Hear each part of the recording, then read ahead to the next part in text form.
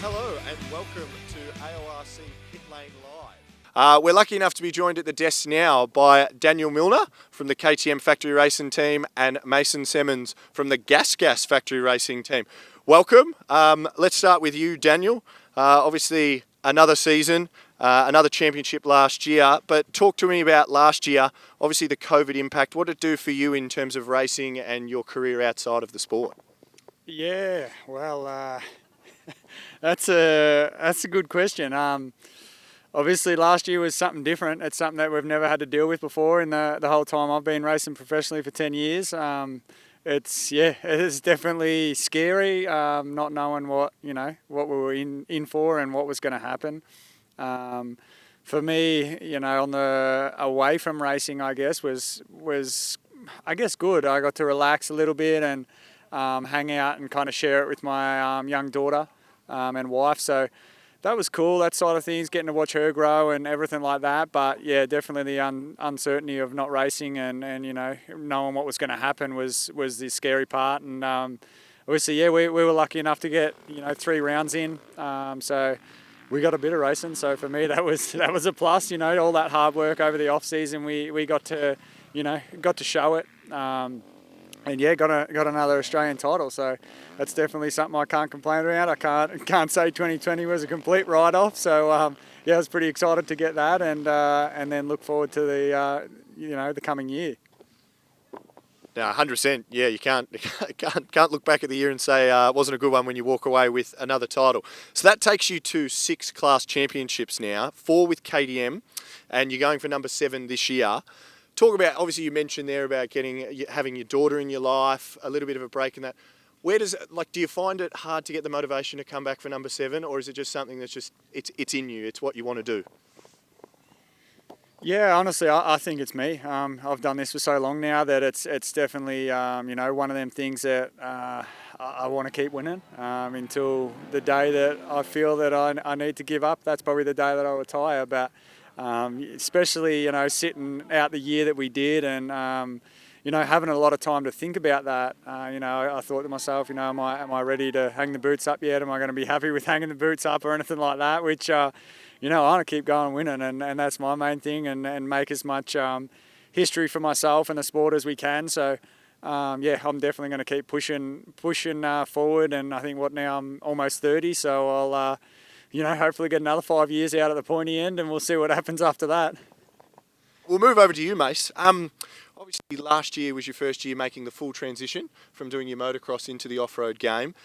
Talk to us, obviously, what that year was like for you. Obviously, COVID impacted you as well. You'd obviously just finished school or were working. Talk us through the impact that had on you. Yeah, making the switch from the motocross to the off-roads was it was pretty easy for me to, getting to ride and train with Daniel, and also doing that before I made the switch to off-roads as well was pretty easy. But it was definitely cool to step straight into a factory team from motocross. Didn't really have much luck in motocross, had a few injuries and things like that. So then to be able to make the switch over and be able to step straight into the KTM team and be teammates with Daniel, and he's had a lot of experience with he's a world champ and things like that. So he helped me out a lot, and got 3 rounds in, and we got second in class and 6th overall. So we hopefully we can get back out this weekend and have some fun. 100%, you hit the nail on the head. It's not a bad teammate to obviously walk into a team with Daniel Milner at the top to learn the ropes from. You hit the nail on the head there when you finished saying that, last year you got second in the E1 class, but you're only second by not a big margin in the end at all, and you're battling with Stike, who has won multiple championships since he made the crossover. How did you find those battles? Yeah, finishing 1 point shy was a little bit disappointing, but to be battling with Luke straight up, and then just hopefully we can go do it again this year. Perfect, Mace. Really appreciate that. Daniel, we'll come back to you, mate. Obviously, we spoke before. Obviously, for you, it's pretty straightforward. The motivation behind 2021 is to win title number 7 and continue down that path of trying to cement yourself in the history books of this sport. Yeah, for sure. And, getting back to how you said, with the kid, Charlotte, my daughter, I think that, honestly, if anything, that's motivated me more. I think at the end of 2019, I had a bit of a rough season, and I injured halfway through the season and just kind of lost the drive there a fair bit. And, after the season finished, then I was lucky enough to, have the daughter, Charlotte, and that motivated me again for the preseason. Going into 2020, we probably did one of the hardest preseason, and we're excited to go racing and having my wife and daughter come to the race and support and watching her roll around with earmuffs on. Well, at the practice track anyway, I never got to see it in the race because we never got one down here, so that was a bit disappointing. But they'll be here this weekend, and that'll definitely put a smile on my face. Yeah, 100%. It's actually a really good point you make, that a lot of people obviously talk about when you bring like a new family member comes in, sometimes that can take obviously your mind away, but you've obviously used it as a really good source of motivation. One thing I did want to talk to you about, you've always had a teammate in the last couple of years at KTM right under the tent with you. This year it's a little bit different. You're going to have teammates, but technically they're not exactly in the same colours as you. How's the dynamic between obviously Mace and Todd as well? Yeah, for sure. The whole time I've been with KTM, I've had that teammate there, Lyndon Snodgrass and then Mason. So, it was cool. I had them guys and could put them under my wing and teach them the stuff that I got taught by the older riders at the time when I was a young fella. So, it's still same. Mason's been training with me flat out and been pretty much living at my house. So, it's still the same, even that he's not under the same truck. We've been getting into one another about coming into each other's truck. But, it's pretty much the same scenario as it was last year. And we've, done the off season that we've needed to do and push pretty hard. So we're, both keen and excited to get out racing this weekend.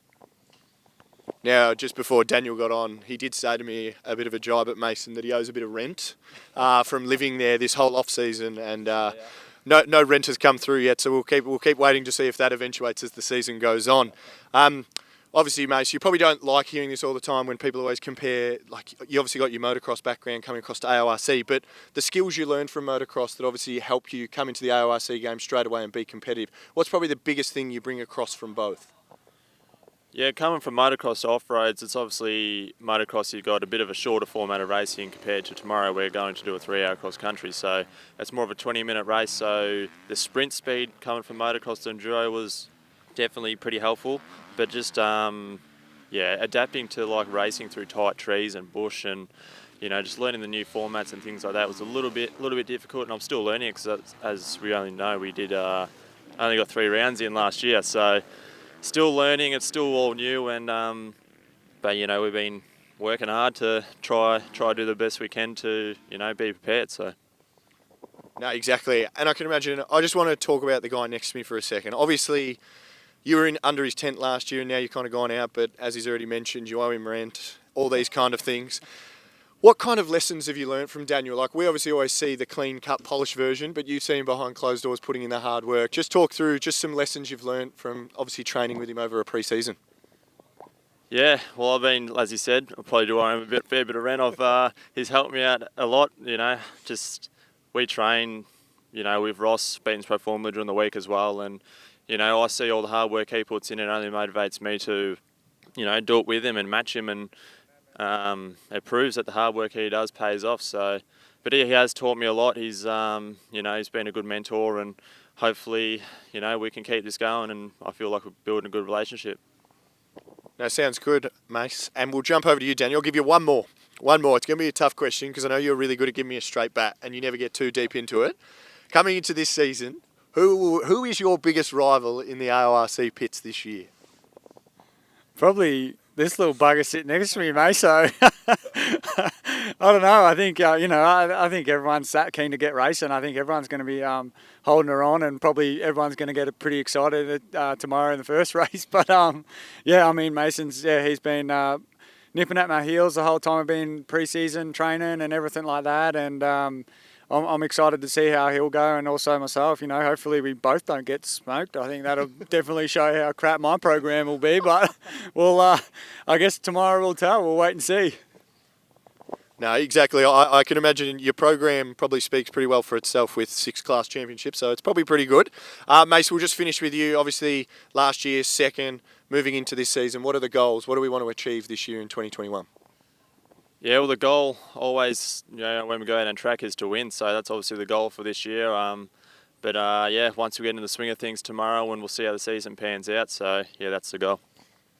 Perfect. And you both are avid social media users, so I have no doubt you saw that the AORC crew put out some questions to our followers just to see what they'd like to ask you. And I'll start with you, Daniel. So we've got Jack Quinlan, 16, has messaged in saying, if you could only have one extra on your bike, what would it be? One extra. What's he mean by one extra? Hard one? That's the one. One extra. I'm assuming he means like performance part kind of thing.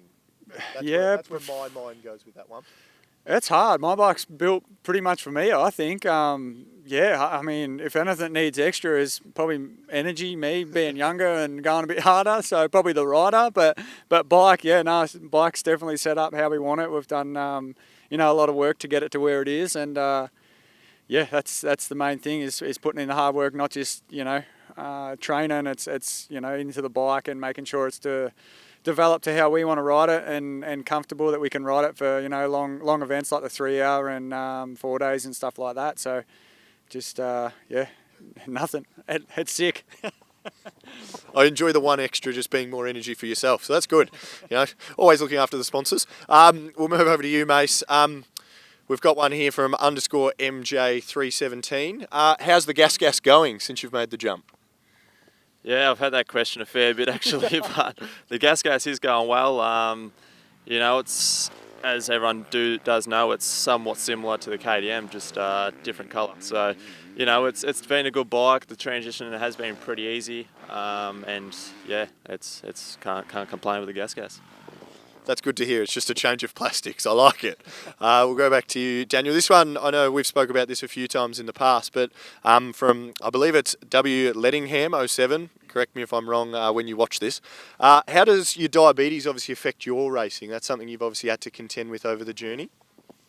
Yeah, for sure. It's something that I probably don't talk about enough, and I've kind of, keep it to myself a little bit. I've never been one of them riders to make excuses. So for me, the type 1 diabetes, it's a challenge. It's been massive over my career, and when I went to America, that's when I really struggled with it. Racing overseas, different tracks, different temperatures. There was just so much going on over there, and I honestly struggled real bad with the diabetes over there. Something that I learnt while I was over there was, there was a machine called the Dexcom, I think it was G4 back then, so a CGM machine that actually sits in my stomach, it's like a sensor that runs in my stomach there, and it Bluetooths to a screen.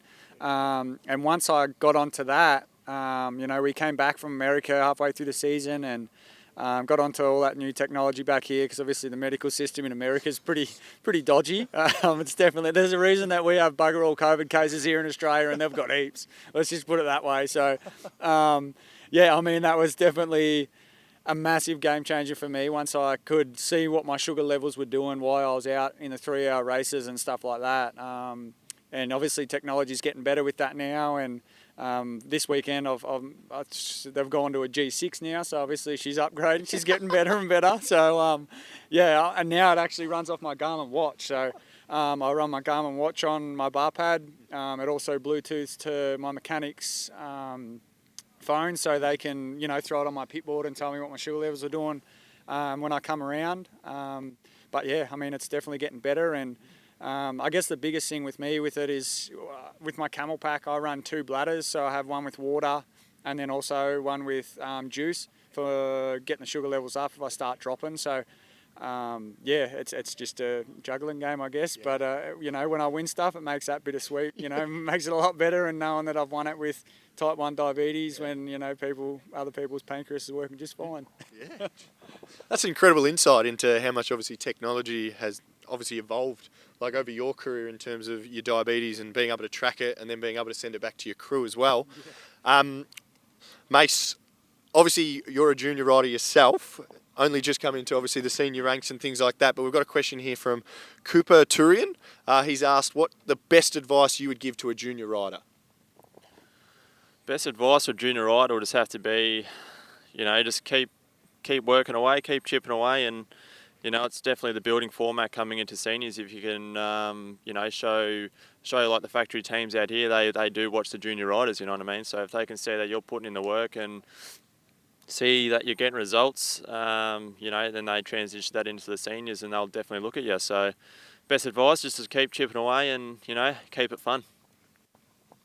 I like that you mentioned to have fun, because I think everyone forgets that when you get to the elite level. We'll go with you. One last question, Daniel. I know I keep saying one last one, but I promise this is the last one for Daniel. We got it here from D.Richo262. At what age did you realise you could make a career out of racing? When I got my first ride. That's a hard one. I remember being that young guy and, as Mason just said, then being a young guy looking up to the bigger guys. And at that stage in my career, I never thought that I would be where I'm at now. I always wanted to, and that's the thing that's probably got me to where I am. I've never given up, no matter what's happened to me, with the diabetes and injuries and just everything that tries to kick you down in the meantime. I've always, been positive and kept my eye on the goal, and that was to be the number one guy in the country and the world. So, I remember going to my first 6 day and they weren't even going to let me ride with the type 1 diabetes. And we pushed pretty hard. Back then it was Denise Hoare and stuff like that. They were on the committee that pushed really hard to allow them to let me race. And, thinking back to that, and then, a few years later, or however many years later, I think it was 5 or 6 years later, I won the thing outright. So it's like, it just goes to show that nothing can stop you. And, it's if you want it bad enough, you can get it. And, it's definitely one of them sports that's enjoyable when you're on the top step. Yeah, that's a great insight to think of what would have happened if you actually didn't get to race that time. It would have been amazing to see where things had gone. Obviously, want to thank you both for joining us, and I wish you all the best for the season.